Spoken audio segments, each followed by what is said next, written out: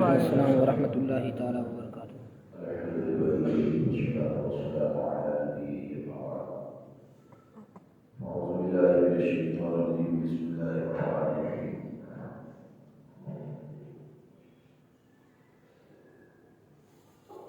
إن رحمة الله قريب من المحسنين صدق الله العظيم إن الله وملائكته يصلون على النبي يا أيها الذين آمنوا صلوا عليه وسلموا تسليما اللهم صل على سيدنا الصلاة والسلام عليك يا رسول الله صلى الله عليه وسلم وآله وصحبه وبارك وسلم صلاة وسلام عليك يا سيدي يا رسول الله صلى الله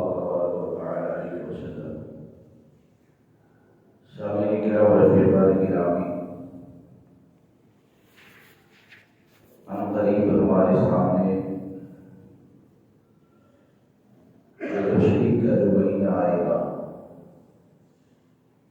وہ ماہ مبارک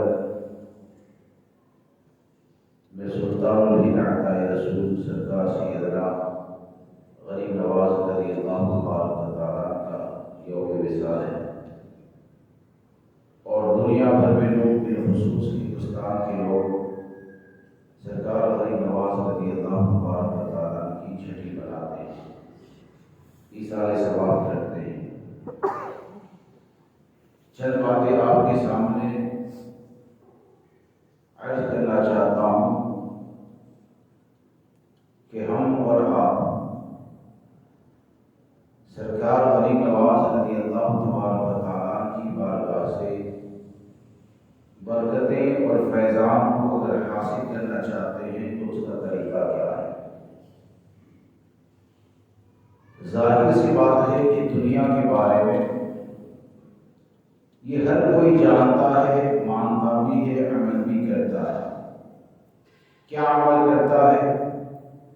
مجھے اگر کسی جگہ پر جانا ہے اور کسی کی ذات سے اگر فائدہ حاصل کرنا ہے تو فائدہ اٹھانے کے لیے سب سے پہلے وہ کسے پسند کرتا ہے، کسے ناپسند کرتا ہے، اس کا خیال رکھتا ہوں۔ جیسے کہ مجھے دنیا کا کوئی کام نکالنا ہے، گورنمنٹ سے کچھ کام ہے، تو بھائی فلاں جگہ پر میں جاؤں گا، کس سے ملوں گا تو کام آسانی سے ہو جائے گا، اور جس سے ملوں گا تو اس کے سامنے کیسا بن کر جاؤں تو میرا کام آسانی سے ہو جائے گا۔ تو یہ تمام چیزیں ہم کو دنیا کے معاملات میں سمجھ میں آتی ہے، اور ہم یہ جانتے ہیں کہ جس ذات سے فائدہ اٹھانا ہے تو فائدہ اٹھانے کے لیے کم سے کم اس کی مرضی کے مطابق اس کے سامنے ہونا یہ ہمارے لیے لازم ہوتا ہے۔ جب دنیا کے بارے میں اس اصول کو مانتے ہیں تو آپ اس بات کے اوپر غور کریں، سوچیں کہ عطائے رسول سرکار سیدنا غریب نواز رضی اللہ تبارک و تعالیٰ کی بارگاہ میں جو جاتا ہے، یا یہ کہ جو جانے کی طاقت نہیں رکھتا، یہی رہ کر فاتحہ دلاتا ہے، ایثار ثواب کرتا ہے، تو سوال یہ پیدا ہوتا ہے کہ جاننے والا یا جو نہیں پہنچ سکتا ہے، اگر وہ آپ کی بارگاہ سے فیض حاصل کرنا چاہتا ہے تو ہم کو اپنی مرضی کے مطابق نہیں چلنا ہوگا۔ غریب نواز کی بارگاہ میں تم اپنی مرضی کے مطابق گئے تو وہ فیضان کا ذریعہ نہیں ہے۔ جانے سے پہلے سرکار غریب نواز رضی اللہ تبارک و تعالیٰ کی زندگی کو پڑھیں اور ہم یہ سمجھیں کہ ہم سلطان الہند کی بارگاہ میں آئے ہیں تو جیسا انہوں نے چاہا اگر ایسا بن کر وہاں جا کر کھڑے ہو گئے اور میرے غریب نواز اگر راضی ہو گئے تو دنیا میں بھی کامیاب اور قبر و حشر میں بھی کامیاب۔ سبحان اللہ۔ ان کی مرضی کیا ہے؟ ان کی رضا کے مطابق اپنے آپ کو ڈالنا ہوگا۔ یہ تو بہت بڑی بارگاہ ہے، یہ تو بہت بڑی بارگاہ ہے۔ بہت سے لوگ کہتے ہیں نا اب وہ فیضان نہیں ملتا ہے، اب یہ چیز نہیں ہوتی ہے، اب یہ کام نہیں ہوتا ہے۔ ارے لینے کے لیے کچھ کرنا بھی تو پڑتا ہے نا۔ ارے یہ تو وہ بارگاہ ہے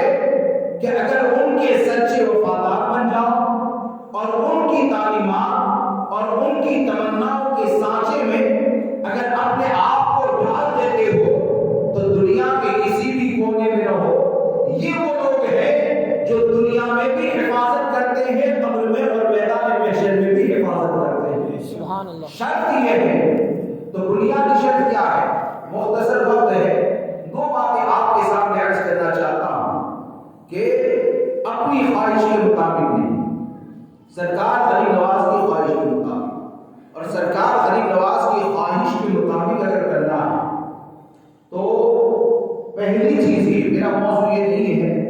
صرف دو باتیں عرض کرتا ہوں کہ پہلی چیز یہ کہ جو بھی غریب نواز کی بارگاہ سے برکتیں حاصل کرنا چاہتا ہے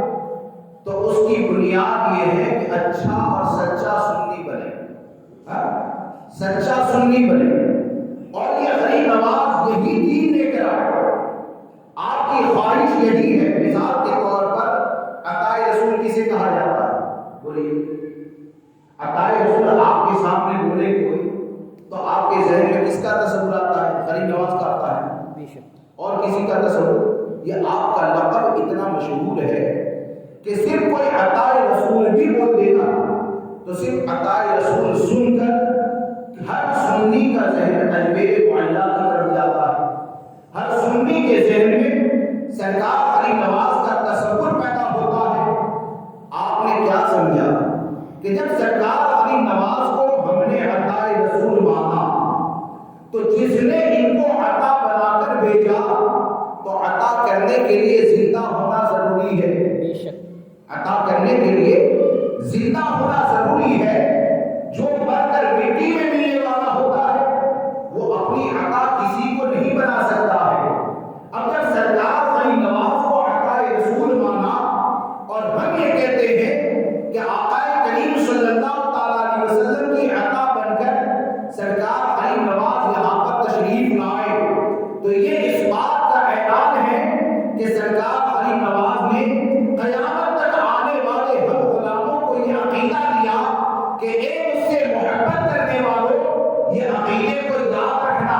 کہ میری بارگاہ سے اگر فیض حاصل کرنا ہے، اگر میری بارگاہ سے قربت کو حاصل کرنا ہے، اگر میری بارگاہ کے ذریعے برکتیں حاصل کرنا چاہتے ہو تو میرے نانا جان کو مردہ مت سمجھنا بلکہ زندہ سمجھنا۔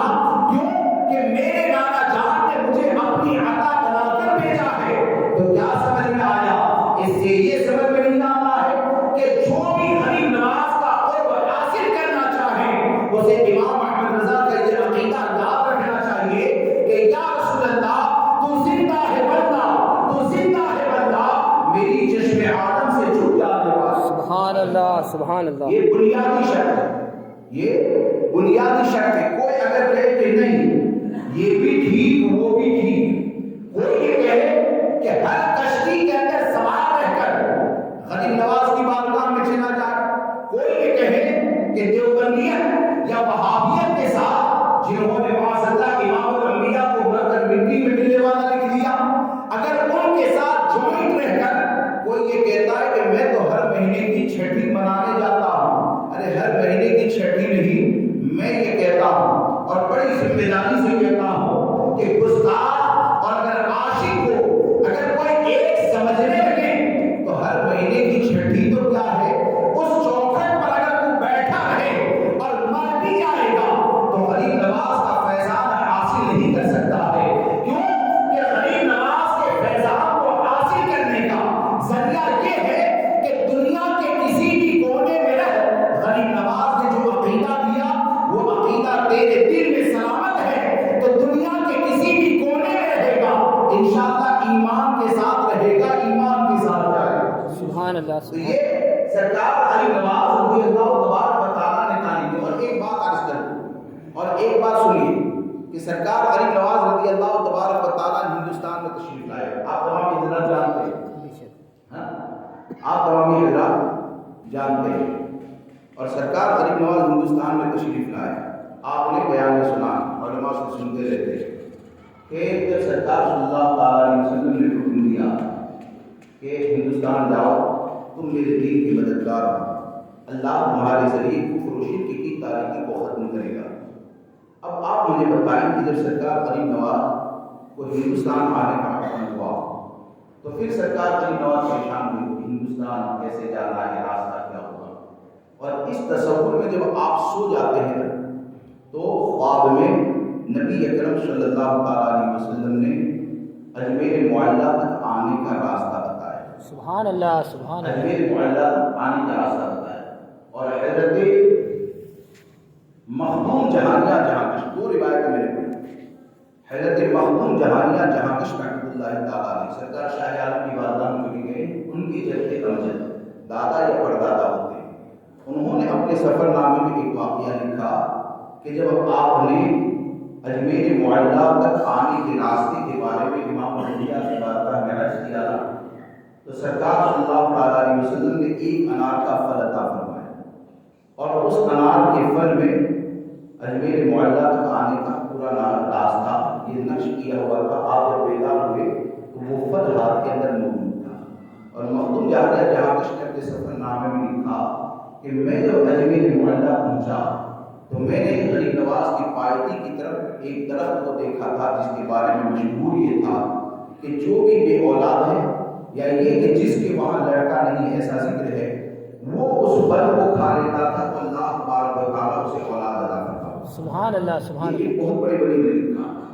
اب یہاں پر سوال یہ پیدا ہوتا ہے، آپ خود سوچیں، اپنی مرضی کے مطابق نہیں، اپنی خواہش کے مطابق نہیں، آپ خود یہ سوچیں کہ جو راستہ بتائے گا تو راستہ تو وہی بتاتا ہے نا جو جاننے والا ہو۔ بے شک راستہ کون بتاتا ہے؟ جو جاننے والا ہے وہی تو راستہ بتاتا ہے۔ تو سرکار غریب نواز رضی اللہ تبارک و تعالیٰ عنہ کو جب امام الانبیاء نے ہندوستان تک کا راستہ بتایا تو کیا کبھی آپ نے کسی عالم سے سنا، کسی کتاب میں پڑھا کہ ہمارے آقا صلی اللہ تعالیٰ علیہ وسلم اپنی ظاہری حیات میں ہندوستان تشریف لائے؟ آپ نے کسی سے نہیں سنا ہوگا، اور نہ آپ اپنی ظاہری حیات میں ہندوستان تشریف لائے، پھر بھی سرکار غریب نواز رضی اللہ تبارک و تعالیٰ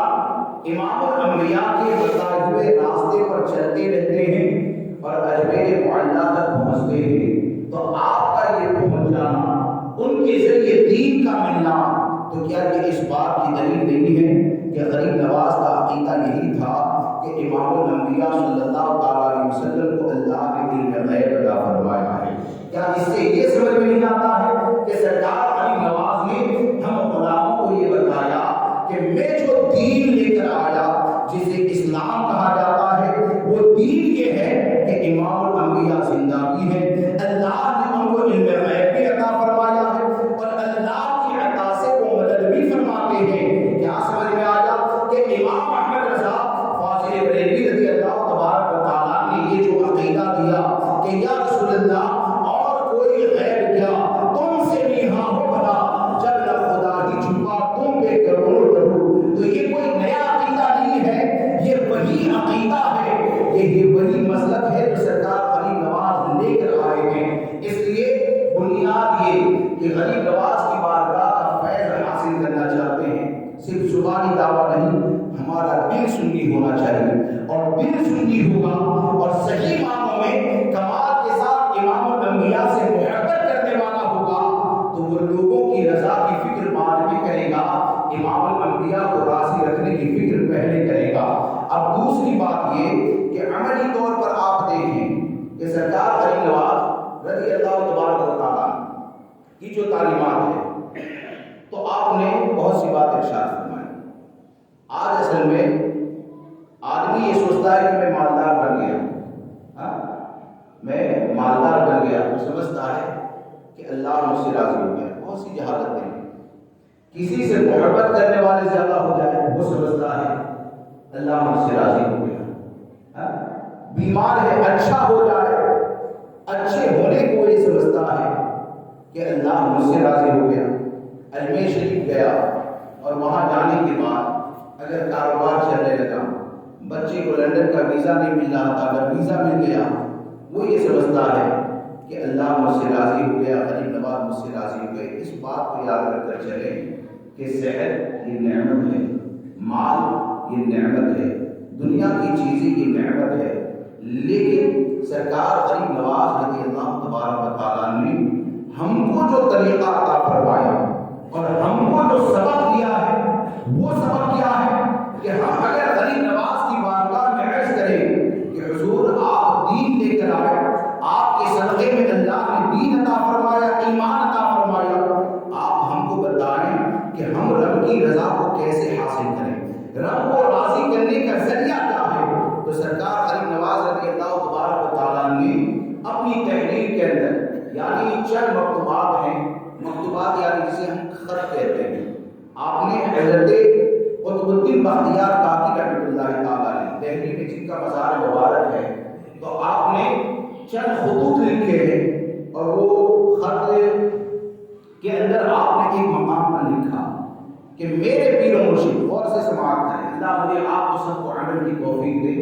اپنا حساب کرنے کی توفیق دے کہ سرکار غریب نواز رضی اللہ تعالیٰ نے خط لکھا تھا حضرت قطب الدین بختیار کاکی کو، اور اس میں آپ نے لکھا کہ میرے پیر و مرشد حضرت خواجہ عثمان ہارونی رحمۃ اللہ تعالیٰ نے مجھ سے یہ کہا، کیا کہا جس کا مفہوم و خلاصہ کہ میرے پیر و مرشد نے قطب الدین مجھ سے یہ کہا کہ کوئی بندہ اگر یہ جاننا چاہتا ہے کہ اللہ تبارک و تعالیٰ اس سے راضی ہے یا ناراض ہے تو اس کو جاننے کا جانچنے کا طریقہ کیا ہے؟ سرکار علی نواز فرماتے ہیں کہ میرے پیر و مرشد نے مجھے یہ سبق دیا کہ جسے بھی یہ جاننا ہے کہ رب اس سے راضی ہے یا ناراض ہے تو اس کو جانچنے کا طریقہ یہ ہے کہ کسی بندے مومن کو اللہ تبارک و تعالیٰ نے نیک عمل کی توفیق عطا فرمائی اور گناہوں سے بچا لیا تو نیک عمل کی توفیق مل جانا اور گناہوں سے بچ جانا، سرکار غریب نواز فرماتے ہیں یہ اس بات کی دلیل ہے کہ رب اس سے راضی ہے۔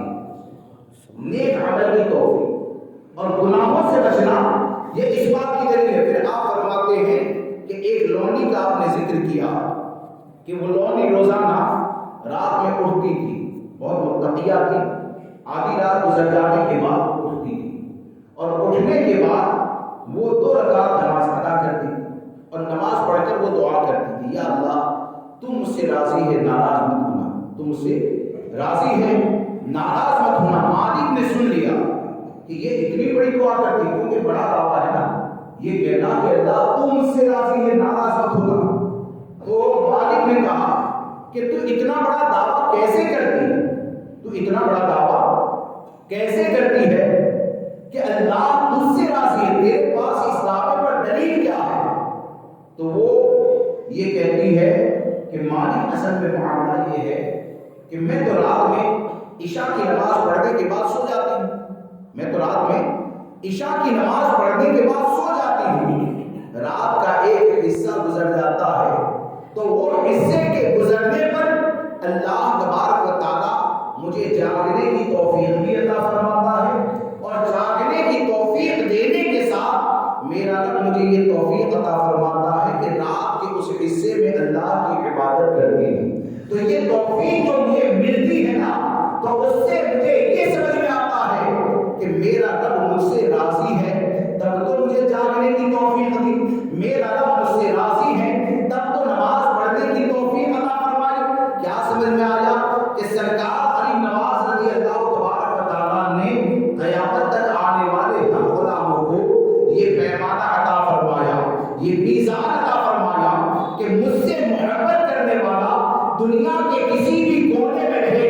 اسے اگر جانچنا ہے کہ اللہ اس سے راضی ہے، اسے اگر جانچنا ہے کہ امام الانبیاء اس سے راضی ہے، اسے اگر جانچنا ہے کہ اولیاء کرام اس سے راضی ہے، تو وہ رضا کا پیمانہ یہ ہے کہ محل بنانے سے دلیل نہیں ہوتی ہے کہ اللہ آپ سے راضی ہو گیا، بہت سے بچے پیدا کر دیے تو دلیل نہیں ہے کہ اللہ آپ سے راضی ہو گیا، بہت سے فالوور پیدا ہو گئے، دلیل نہیں ہے کہ اللہ تم سے راضی ہو گیا، دلیل یہ ہے کہ غریب نواز نے ہم کو یہ بتایا جو شریعت کا پابند بن جائے، حرام کاموں سے بچ جائے، نیک عمل کرنے لگے تو اگرچہ وہ جھونپڑے میں رہتا ہے، غریب نواز ہم کو یہ بتاتے ہیں کہ وہ جھونپڑے میں اگرچہ رہے، شریعت کی پابندی ہے تو رب کی رضا کو جھونپڑے میں اس نے حاصل کر لیا۔ یہ ہم کو ہمارے اسلاف نے سلطان الہند سرکار سیدنا غریب نواز رضی اللہ تبارک و تعالیٰ نے ہم کو یہ بتایا، تو آپ ذرا دیکھیں کہ سرکار غریب نواز نے یہ تعلیم ہم کو عطا فرمائی، تو سرکار غریب نواز کا اگر فیضان حاصل کرنا ہے تو فیضان کو حاصل کرنے کے لیے شرط یہ ہے کہ پہلی چیز یہ کہ اچھے اور سچے سنی بنے، اور دوسری چیز یہ کہ اپنے آپ کو شریعت مطہرہ کا پابند بنائیں۔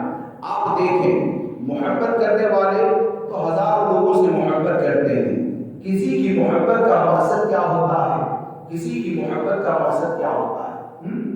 کہ فلاں مجھ سے راضی ہو جائے میں محبت کروں، فلاں سیٹ کے ساتھ بیٹھنا مل جائے تو وہ یہ سمجھتا ہے کہ میں سیٹ ہو گیا، فلاں کے ساتھ ایسا کریں تو یہ ہوگا۔ اس بات کو یاد رکھ کر چلے محبت کامیابی اس وقت ہوتی ہے جب کسی سے بھی محبت رب کی رضا کے لیے کی جائے۔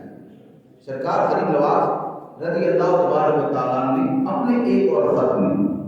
یعنی دوسرا ایک خط ہے جو آپ نے حضرت قطب الدین بختیار باقی رحمۃ اللہ تعالیٰ کو لکھا، تو اس خط کے اندر آپ نے کیا لکھا؟ اس خط کے اندر جو آپ نے تحریر کیا ہے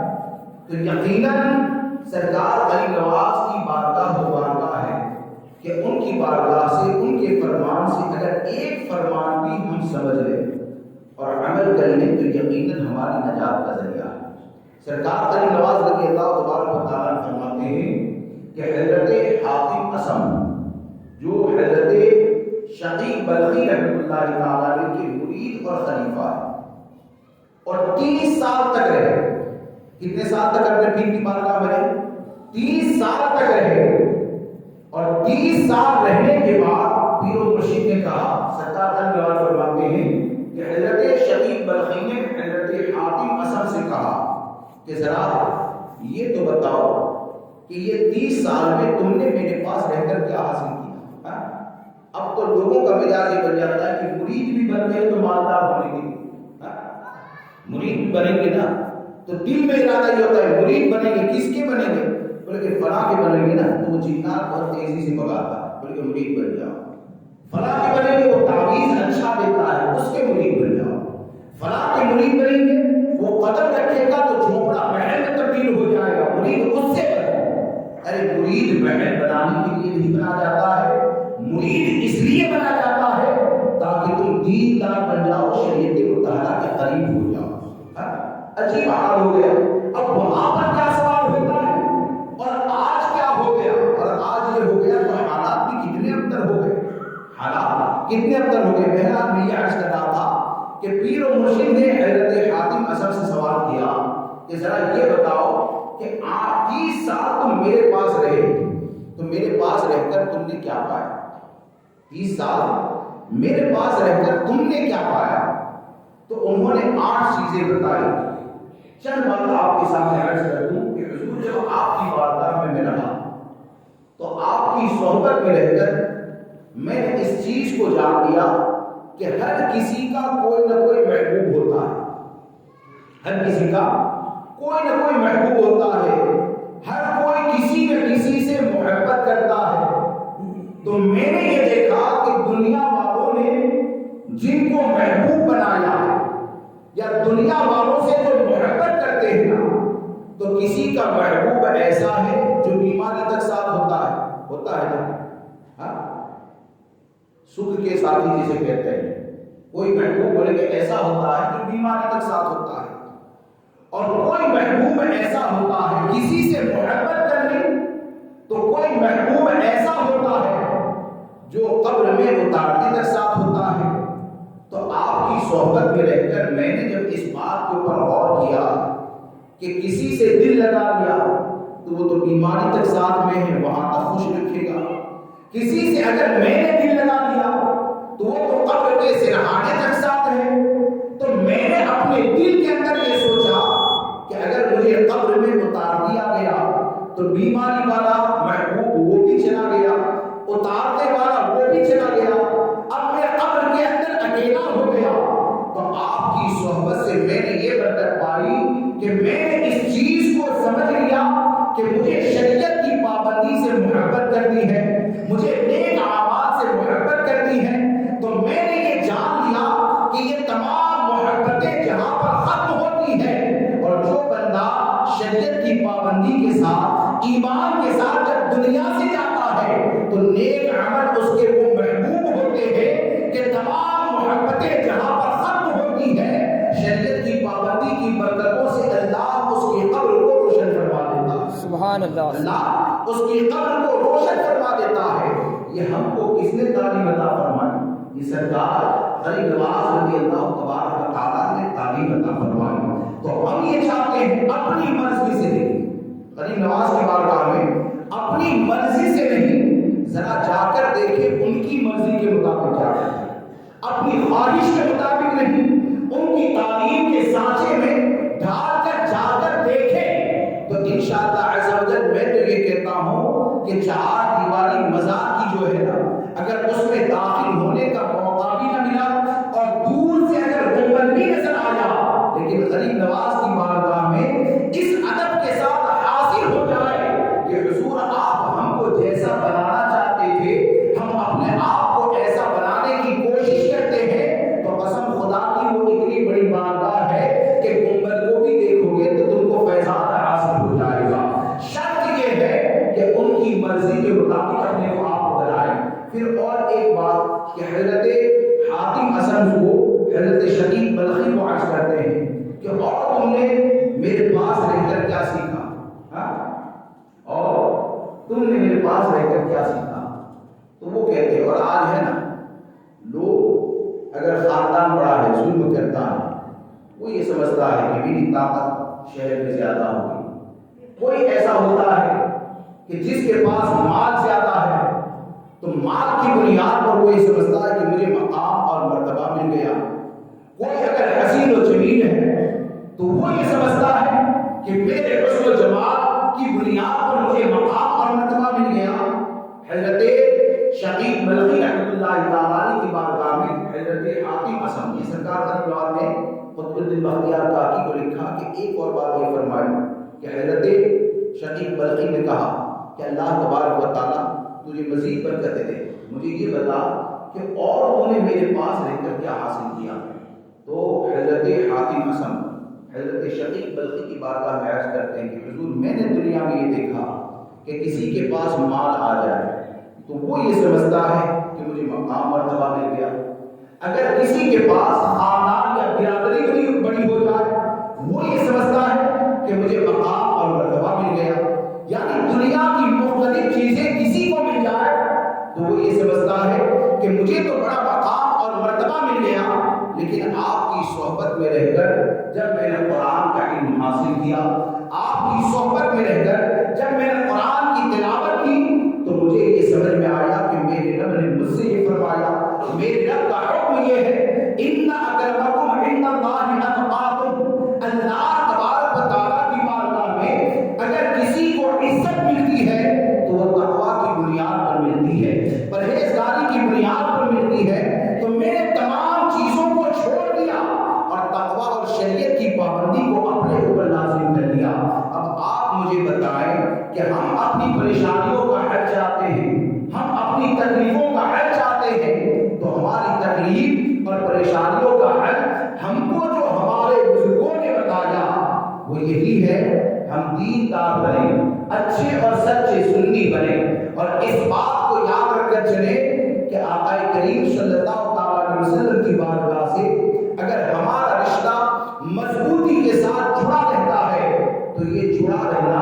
یہ ہمارے لیے نجات کا ذریعہ ہے، ہمارے لیے بخشش کا ذریعہ ہے۔ آج تو حالات یہ ہے چھٹی شریف کا لنگر کیا جائے تو لنگر تو بہت سی جگہ پر بہت شاندار ہوتا ہے، تو لنگر کی صورت میں کھانا تو نظر آتا ہے، لیکن کھانے والوں کو اگر دیکھا جائے کہ تعلیمات غریب نواز اس کی زندگی میں کتنی نظر آتی ہے، دور دور تک ہم کو نشان نہیں ملتا ہے۔ غریب نواز کی بارگاہ میں بریانی کی دیگ کو نہیں دیکھا جاتا ہے، دال پلاؤ کو نہیں دیکھا جاتا ہے، ارے غریب نواز کی بارگاہ میں غلامی مصطفیٰ کو دیکھا جاتا ہے، شریعت مطہرہ کی پابندی کو دیکھا جاتا ہے۔ اور پھر ایک بات یہ کہ آخر میں بات کو ختم کرتے ایک بات عرض کر دوں کہ ابھی جو اجمیر شریف کے حالات ہیں، یعنی جو رابضیوں نے قبضہ کیا سب نہیں ہے، لیکن رابضی زدہ لوگوں نے قبضہ کیا، اعلیٰ حضرت کو گالیاں دینا، حضرت امیر معاویہ کی شان پہ گستاخی کرنا، تو بہت سے لوگ کمزور ایمانی تو ہے نا کہ داڑھی منڈا، جو داڑھی منڈا ہوتا ہے نا اس کے پاس جا کر آدمی یہ سوچتا ہے کہ اس کے ذریعے چادر غریب نواز کے پاس جائے گی تو مجھے فیضان ملے گا، یعنی داڑھی منڈا داڑھی والے کے لیے چادر میں منہ ڈال کر دعا کرتا ہے، صحابہ کرام کی توہین کرنے والا وہ دعا کرتا ہے۔ آپ مجھے بتائیں کہ ہم مانگنے جاتے ہیں تو وہ رابضی زدہ مجاوروں سے مانگنے جاتے ہیں یا غریب نواز سے مانگنے جاتے ہیں؟ پھر بولیے غریب نواز، غریب نواز کی بارگاہ کے بھکاری ہے نا، ان کی بھکاری تو نہیں ہے۔ جب سرکار غریب نواز کی بارگاہ کے بھکاری ہے تو آپ کم سے کم اتنا تو سوچیں کہ وہ وہاں پر کھڑے رہ کر اگر تمہارے لیے دعا کرتے ہیں اور صحابی کی شان میں گستاخی کرتے ہیں،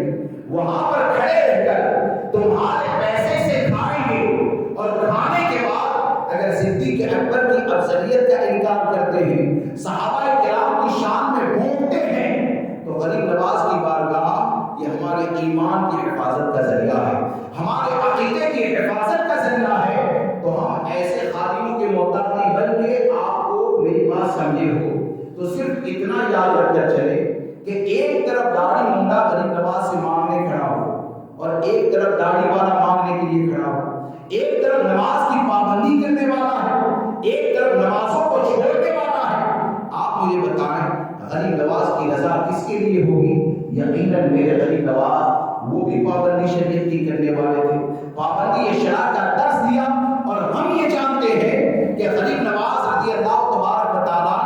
آج بھی اللہ کی عطا سے ہمارے دلوں کے حالات کو جاننے والے ہیں۔ تو اس بات کو یاد رکھ کر چلے کہ کوئی گستاخ صحابہ خادم کی صورت میں وہاں پر کھڑا ہے اور اگر چادر لے کر نہیں جانے دیتا، اگر پھول لے کر نہیں جانے دیتا،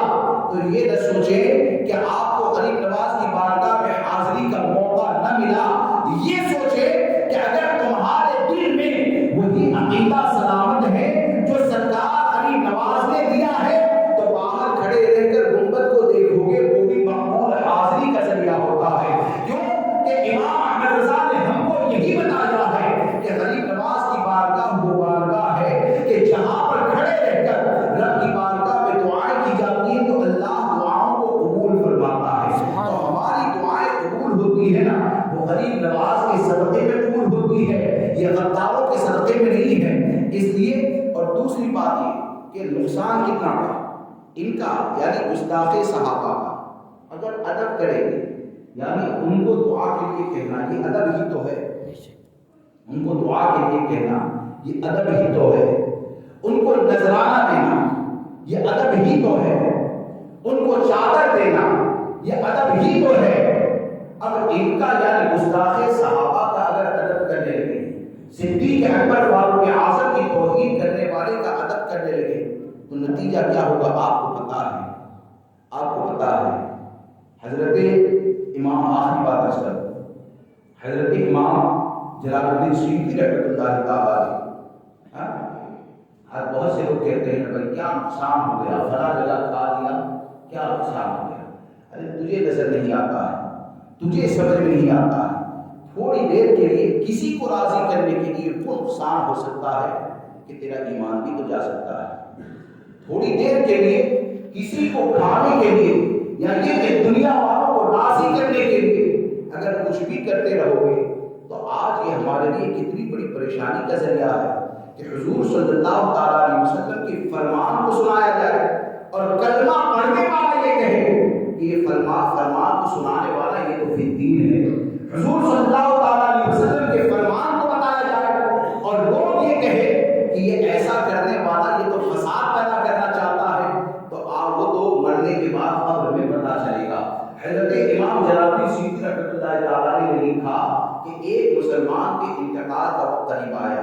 انتقال کا وقت قریب آیا تو ہمارے یہاں بھی مرنے والے کو تلقین کرتے ہیں کلمہ پڑھیں، یعنی اس کو یاد رہے، کیونکہ سکرات کا جو حال ہوتا ہے آخری وقت کا، اللہ تبارک و تعالیٰ سرکار غریب نواز کے صدقے ایمان کے ساتھ رکھے، ایمان پر خاتمہ آمین، کیونکہ اصل تو حضرت علی نے فرمایا، لوگ حضرت علی نے ہی غالباً فرمایا کہ لوگ کہتے ہیں کہ بچہ جب دنیا میں آتا ہے نا تو اس کی آنکھ کھلتی ہے، مولا کائنات فرماتے ہیں حقیقت یہ ہے کہ آنکھ تو مرنے کے بعد ہی کھلتی ہے۔ یہ میرا، وہ میرا، فلاں میرا، ہمارا کیا ہے وہ مرنے کے بعد پتہ چلتا ہے، ہمارا کیا ہے وہ مرنے کے بعد پتہ چلتا ہے۔ تو حضرت امام جلال الدین سیوطی رحمۃ اللہ علیہ نے لکھا کہ جب اس کے انتقال کا وقت قریب آیا اور لوگوں نے اسے کلمے کی تلقین کی تو وہ یہ کہنے لگا کہ یہ دو یہاں پر کھڑے ہیں جو مجھے کلمہ نہیں پڑھنے دیتے، یہ دو یہاں پر کھڑے ہیں جو مجھے کلمہ نہیں پڑھنے دیتے، اور مجھ سے یہ کہتے ہیں کہ تو صدیق اکبر فاروق اعظم کو گالی دینے والے کے ساتھ بیٹھا رہتا تھا اور تو یہ سمجھتا ہے کہ دنیا سے کلمے کے ساتھ جائے گا، ہم تجھے کلمہ نہیں پڑھنے دیں گے، ہم تجھے کلمہ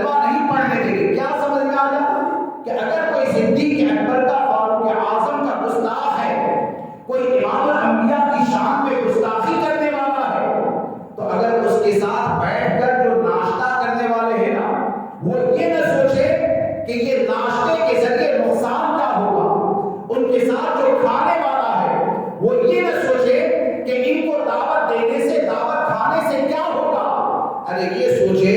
کہ کہیں یہ ناشتہ ان کے ساتھ کرنا مرتے وقت تیرے ایمان کے جنازے کا ذریعہ نہ بن جائے، کہیں ان کے ساتھ کھانا یہ تیری قبر کا اندھیرا نہ بن جائے۔ تو اب آپ سوچیں کہ وہاں پر ان کی تعظیم کرو گے تو حال کیا ہوگا۔ ہم کو یہ یاد رکھنا چاہیے، دنیا والے کچھ بھی کہیں، ایمان کے ساتھ دنیا سے گئے گا تو زیادہ سے زیادہ کیا کہیں گے، اس نے دنیا میں کیا کیا، 2.5 گز زمین کے اندر چلا گیا، ایمان کے ساتھ گئے، عشق رسول کے ساتھ گئے تو دنیا کو 2.5 گز زمین نظر آئے گی، لیکن قسم خدا کی وہ 2.5 گز زمین میں جب اس کو جنت کے باغوں میں سے ایک باغ بنا دیا جائے گا نا تو وہ راحت ہوگی، وہ سکون ہوگا کہ پوری دنیا کے تم مالک بن جاؤ، پوری دنیا کو اے سی لگا دیا جائے، ہر ایک تمہارا خادم بن جائے، پھر بھی وہ سکون نہیں مل سکتا ہے جو قبر کی اندھیرے میں ملے گا۔ کیوں؟ غلامی مصطفیٰ کے ساتھ دنیا سے جاؤ گے تو یہ ہوگا۔ اور اسی کو امام احمد رضا نے فرمایا کہ سرکار سیدی اعلیٰ حضرت فاضل بریلوی رضی اللہ تعالیٰ فرماتے ہیں نا کہ خواب ہو کر عشق میں آرام سے سونا ملا، جان کی اکسیر ہے الفت رسول اللہ کی، آج میں ان کی پناہ، آج مدد مانگ سے کل زمانے کی قیامت میں گرمان گیا۔ اللہ مجھے آپ کو سب کو ہماری قیامت تک آنے والی نسلوں کو سرکار علی نواز کی غلامی میں زندگی گزارنے کی توفیق دے اور آپ کی غلامی میں موت نصیب فرمائے۔ السلام علیکم۔